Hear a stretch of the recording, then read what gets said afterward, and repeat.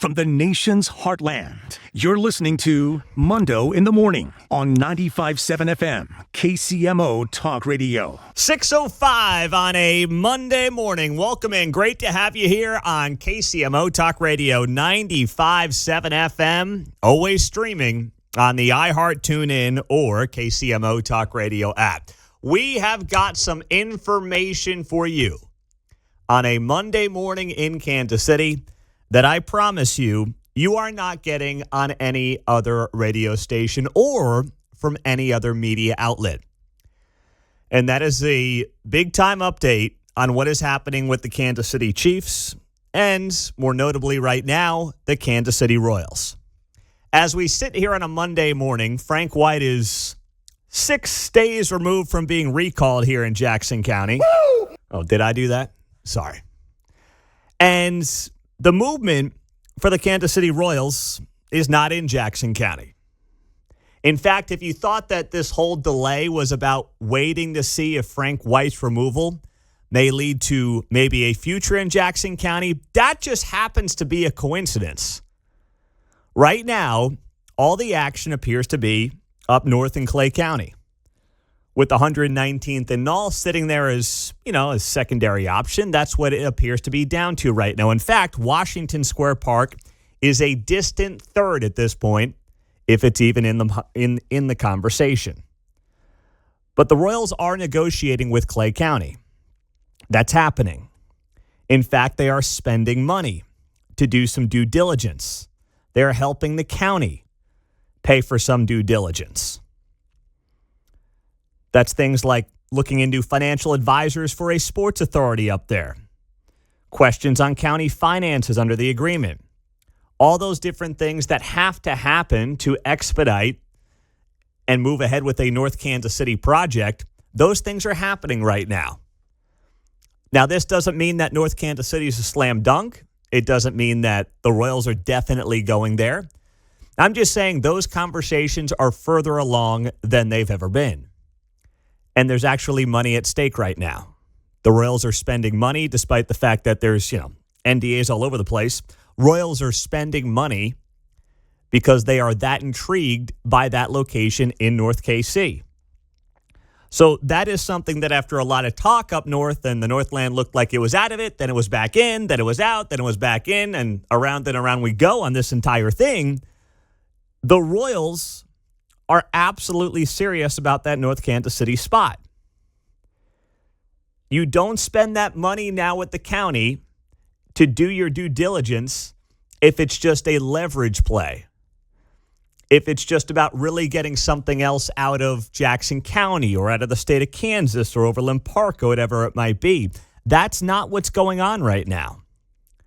So that is a big development here for the Kansas City Royals.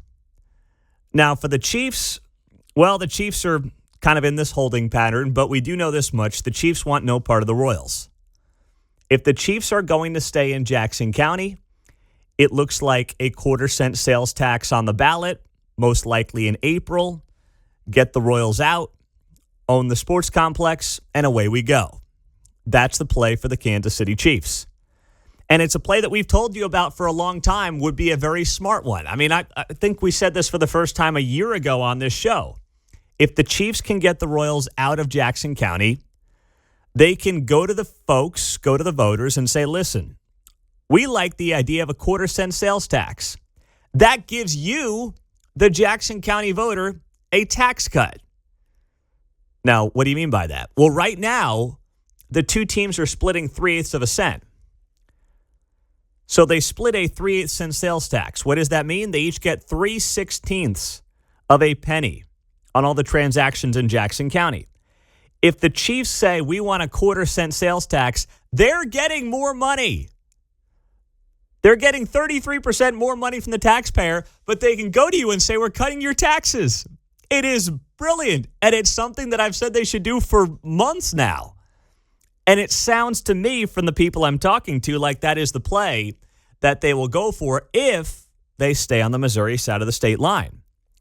I'm not sitting here telling you that Kansas is also not a serious player for this. They are, but things are progressing very quickly. Now, what's a timeline on all this? Do I really want to go there with these two teams right now?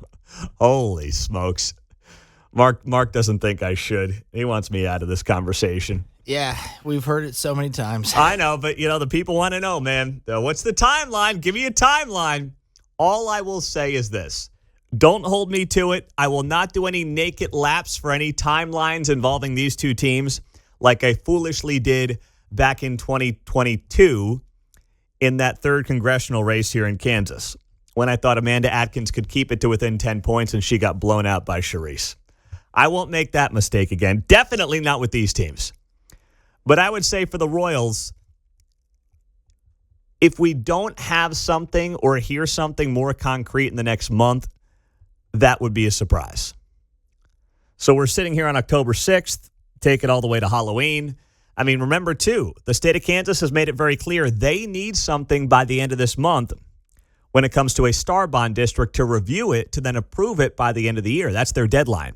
They can't get something on December 30th and then be like, oh, yeah, sure, we can approve that by tomorrow at midnight. Like, no, they have made it very clear. Ty Masterson has said on this show, Senate President and gubernatorial candidate, listen, we got to have something by the end of October. So that timeline matches up with what I'm hearing on the other side of state line, which is end of October, early November is really when this thing has to be figured out by the Royals. And then that opens up the Chiefs to basically go out there and do what they want to do in Jackson County, which is go to the ballot in April. Now, you will have the Kansas City earnings tax on the ballot. So that's always a little dicey, although that thing passes with flying colors. But if you're the Chiefs, you go in the ballot in April and you say quarter-cent sales tax that cuts your taxes, that brings more money to the Chiefs as well for things like maintenance, upkeep, and whatever they want to do out at Arrowhead Stadium. It opens up the treasure trove of state money as well, and boom, you're set for the next 20, 25, 30 years. You're all good. That's how this could play out in the next several weeks. I'm not discounting Kansas. I'm not saying Kansas is not in the conversation. I'm not saying they don't have a strong hand. I'm not saying any of that. But I am saying that on the Missouri side, we now have some movement. We have a team putting its money where its mouth is, looking very seriously at the Northland, and the Chiefs have really not been able to move and will not be able to move, figuratively speaking, until the Royals make their announcement. They want to be done with the Royals. They want to be out of that business. They don't want to be in a ballot with them again because, remember, Eastern Jackson County people who voted against the stadiums last year oftentimes were voting against the Royals, and the Chiefs just lost because they were on the ballot with the Royals. That's how this played out a year plus ago. So they want to be done. They want to be separate. And if the Royals do go to Clay County, you're looking at, as we've talked about, a half-cent sales tax for going on probably upwards of 40 years.